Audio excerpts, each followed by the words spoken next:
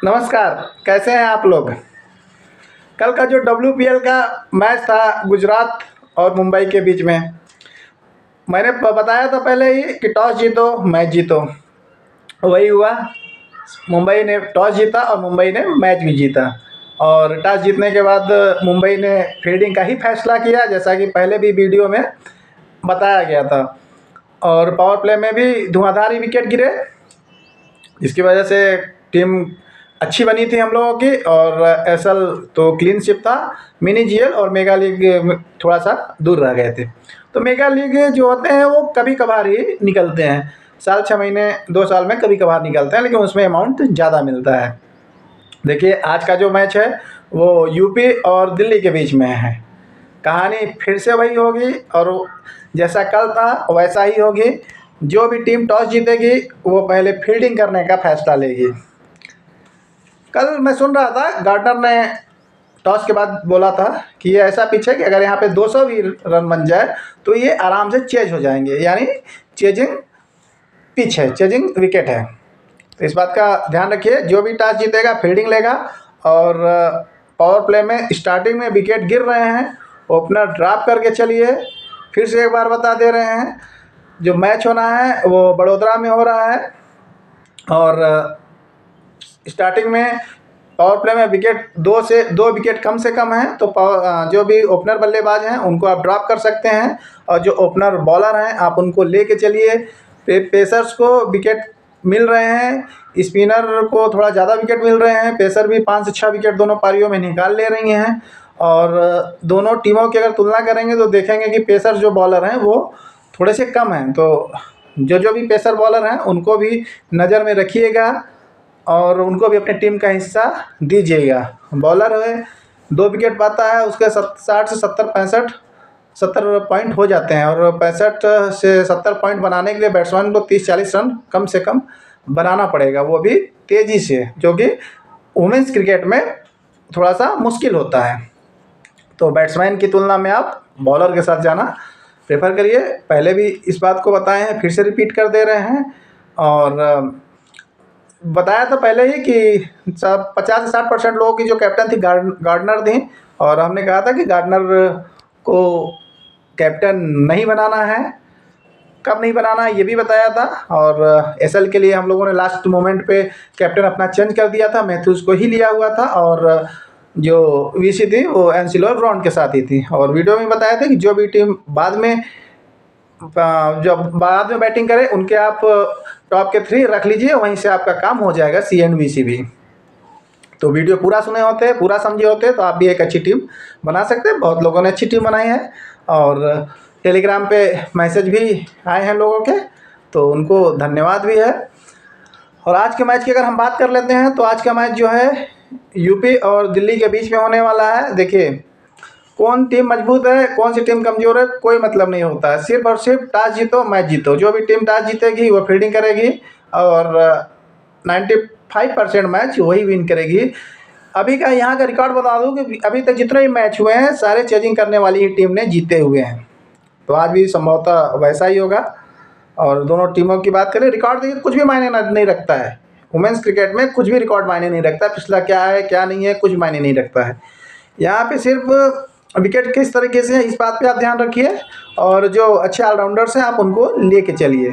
और जो बॉलर भी अच्छे हैं, जो 3 से 4 ओवर मिनिमम कर रहे हैं। मैक्सिमम तो 4 ओवर ही है, लेकिन मिनिमम कम से कम 3 ओवर कर रहे हैं। ऐसा नहीं कि आप जो 1 ओवर 2 ओवर बॉलिंग कर रहे हो आप उनको रख लीजिए टीम में। दोनों टीमों में दिल्ली की टीम थोड़ी सी मजबूत है और उम्मीद है कि दिल्ली ही आज जीतेगी। हाँ, अगर दिल्ली पहले बैटिंग करती है तो मुकाबला थोड़ा सा रोमांचक रहेगा और देखने के लिए देखा भी जा सकता है इस बात पे। और यूपी की अगर बात कर लें तो देखिए, यूपी में किसी भी ओपनिंग में जो आ रहे हैं, किरण आ रही हैं, किरण नवग्रे है, 4 या 5 का इनका एवरेज भी है। बिल्कुल, अगर फर्स्ट पारी में यूपी बैटिंग कर रही है तो आप इनको ड्रॉप कर दीजिए। उसके बाद आती हैं विंद्रा की जगह आज हो सके तो अट्टापट्टू खेलेंगी। अगर अट्टापट्टू खेलेंगी तो आप उनको रख लीजिएगा, विंद्रा को आप ड्रॉप कर दीजिएगा, क्योंकि पावर प्ले में विकेट जा रहे हैं और आराम से ये दोनों विकेट निकल जाएंगे, चले जाएंगे। उसके बाद आती हैं उमा चेत्री। उमा चेत्री विकेट कीपर बल्लेबाज हैं और नॉर्मली ये सिंगल दुक्की की ही ज़्यादा बल्लेबाज हैं। तो मान के चलिए 15 से 20 रन ये बना देंगे और विकेट कीपर में एक दो कैच पकड़ सकती हैं। तो ये देखिएगा कि पहले अगर यूपी बैटिंग कर रही है तो आप इनको रख लीजिएगा, अगर बाद में कर रही है तो इनको आप चाहे तो छोड़ सकते हैं। और उसके बाद आती हैं दीप्ति शर्मा। दीप्ति शर्मा ऑलराउंडर हैं और यूपी टीम की कैप्टन भी हैं। देखिए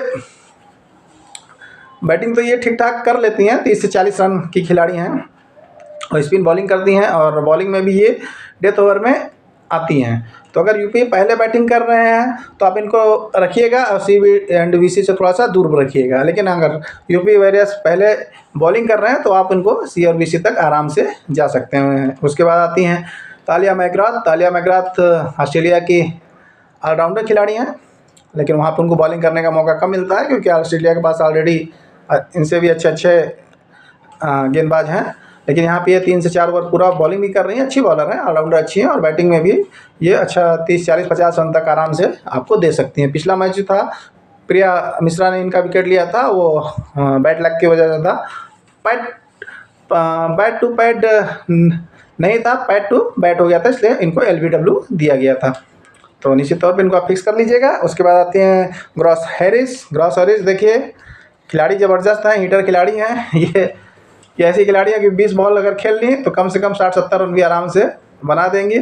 और पिछले कुछ समय से देखेंगे WPL में एक ट्रेंड चला हुआ है पिछले सीजन में भी कि जब भी ग्रॉस हैरिस आती हैं ये ओपनिंग में ही 1-2 ओवर लेके आती हैं। पिछला मैच में भी 1 ही ओवर किया था, 1 रन दिया था और 1 विकेट लिया था। उसके बाद इनको बॉलिंग करने का मौका नहीं मिला। क्यों नहीं मिला, ये थोड़ा सा समझ से परे था, लेकिन उम्मीद है कि 1 से 2 विकेट 1 से 2 ओवर ये बॉलिंग करेंगे। तो अल्टरनेट करिएगा, फिक्स ना करिएगा इनको। किसी 1 या 2 टीमों में आप इनको आराम से VC तक इनके साथ जाइएगा। उसके बाद आती हैं श्वेता शेरावत। सोचने समझने की कोई ज़रूरत नहीं है, ड्रॉप कर दीजिए। फिर आती हैं किंग। ये एक ज़बरदस्त खिलाड़ी हैं, ऑस्ट्रेलिया के स्पिनर हैं, लेग स्पिन करती हैं। देखिए 3 ओवर ये टोटली 3 से 4 ओवर कर रही हैं। पिछली जो मैच था उसमें विकेट लेस गई थी, लेकिन ऐसा कम ही होता है कि नॉर्मली 1 से 2 विकेट की खिलाड़ी हैं। तो आप इनको भी इनमें और ग्रॉस हैरिस में आप किन्हीं एक को ही रखिएगा। उसके बाद आती हैं सोफी लेस्टन जो है वो बिल्कुल फिक्स खिलाड़ी हैं और नॉर्मली 2 से 3 विकेट की खिलाड़ी हैं। और आप 1-2 टीम अगर 10, 12, 15 टीम बना रहे हैं तो 1-2 टीमों में VC इनके साथ आराम से जाइएगा। ये 50 से 60 पॉइंट की नॉर्मली खिलाड़ी है, ये आपको आराम से दे के चली जाएंगी और सबकी टीम में रहेंगी। 98% लोगों की टीम में ये रहेंगी भी। उसके बाद आती हैं सौम्या ठाकुर। 1 ओवर मिला था, कोई भी सोचने समझने की जरूरत नहीं है, छोड़ दीजिए। उसके बाद आती हैं क्रांति गौड़।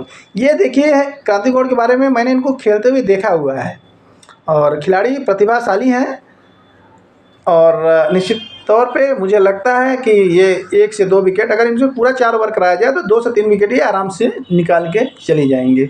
लेकिन पिछले जो मैच था 2 ओवर ही कराया गया था और उसमें से भी ज़्यादातर ये डॉट गेंदें डाली थी। तो अगर ये 12 बॉल में से 5 बॉल भी अगर डॉट डाली थी तो उसमें से 5-6 पॉइंट इनके थे और विकेटलेस थे। लेकिन उम्मीद है आज की ये पंटर पिक साबित होंगी। 1% लोगों का सिलेक्शन है, तो कुछ टीमों में 2-3 टीमों में आप इनके साथ चले जाइएगा। और मैं व्यक्तिगत बता रहा हूँ कि मैं तो इनको 2 से 3 टीमों में VC तक ट्राई करूँगा। और उसके बाद हम लोग दिल्ली की बात कर लेते हैं। तो ज़बरदस्त टीम है मैग लैनिन, इनके बारे में ज़्यादा कहने और सुनने की ज़रूरत नहीं है। वर्ल्ड कप 5 बार इन्होंने उठाया हुआ है और ऑस्ट्रेलिया की टीम की कैप्टन भी हैं। तो आप समझ सकते हैं कि ऑस्ट्रेलिया टीम का कप्तान अगर हैं तो फिर कितनी प्रतिभाशाली होंगी। इनके लिए लंबी पारी हमेशा खेलती हैं, टेक्निकली बहुत ही अच्छे बल्लेबाज हैं। लेकिन चूँकि पावर प्ले में विकेट जा रहे हैं तो चाहे तो कुछ टीमों में आप ड्रॉप कर सकते हैं, लेकिन 2 से 3 ही टीमों में ड्रॉप करिए, ज़्यादा इनके ऊपर रिस्क ना लीजिएगा। उसके बाद आते हैं सैफाली वर्मा। देखिए सैफाली वर्मा मैं हमेशा से बोलता हूँ कि मिस और हिट वाली खिलाड़ी हैं। अगर आज इनको कोई आउट करेगा तो क्रांति गौड़ ही पावर प्ले में आउट करेंगी, अन्यथा ये आराम से 30 से 35-40 रन बना के चले जाएंगी। अगर दिल्ली सेकंड पारी में टॉस जीतता है और सेकंड पारी में बैटिंग करता है तब आप इनके साथ आराम से कप्तान तक इनके साथ चले जाइएगा। उसके बाद आती हैं जेमिमा ठीक टेक्निकली ठीक खिलाड़ी हैं और इधर बीच थोड़ा तेज़ खेलने के चक्कर में अपना विकेट भी गंवा बैठी थी। आप सैफाली वर्मा या जेमिमा में से किन्हीं एक को ही रखिएगा। उसके बाद आती हैं सदरलैंड, ऑलराउंडर खिलाड़ी हैं 4 ओवर पूरा का पूरा करती हैं। अगर दिल्ली पहले बॉलिंग कर दी है तो आप आराम से इनके साथ वीसी तक जाइएगा, क्योंकि डेथ ओवर में बॉलिंग करती हैं। अगर पहले दिल्ली बैटिंग करती है और ये बाद में बॉलिंग करती हैं तो आप इनको एज ए ड्रीम टीम रखिएगा, लेकिन CNBC से थोड़ा सा दूर रखिएगा। आज के सबसे ज़्यादा लोगों ने CNBC इन्हीं को ही बनाया हुआ है।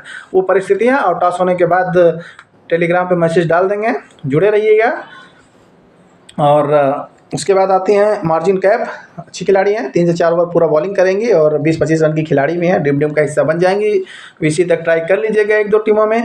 देखिए ऑप्शन बहुत ज़्यादा है VC के लिए, CNBC के लिए ऑप्शन बहुत ज़्यादा है, तो इसलिए अल्टरनेट ट्राई करते रहिएगा। उसके बाद आती है जेन जॉनसन, ये बहुत ही अच्छी खिलाड़ी है। पिछले काफ़ी कम सिलेक्शन है, 40-45% लोगों का सिलेक्शन है।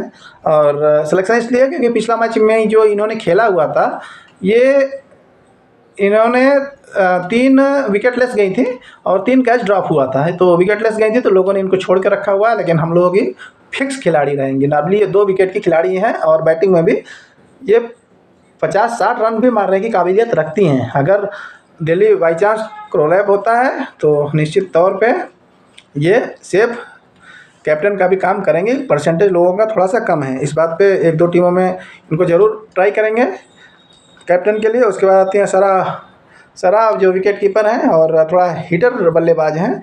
इतना नंबर इनका आना थोड़ा सा मुश्किल है, लेकिन हमेशा अक्सर देखा गया कि जिनका विकेट कीपरिंग ऑप्शन में परसेंटेज कम होता है वही लास्ट में ड्रीम टीम का हिस्सा बन जाती हैं।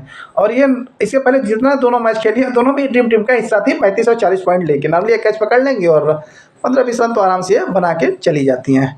लेकिन सेकंड पारी में आए तो उनको आप छोड़ सकते हैं, क्योंकि थोड़ा सा नंबर आने की संभावना कम है।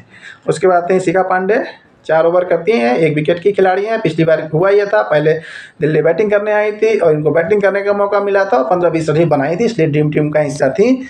चाहे तो आप इनको छोड़ सकते हैं। इनमें और अरुंधति रेड्डी, इनमें से आप एक प्लेयर ही रखिएगा। हाँ, यदि दिल्ली पहले बॉलिंग करती है तो आप इनके साथ आराम इनको आप फिक्स करके ही रखिएगा।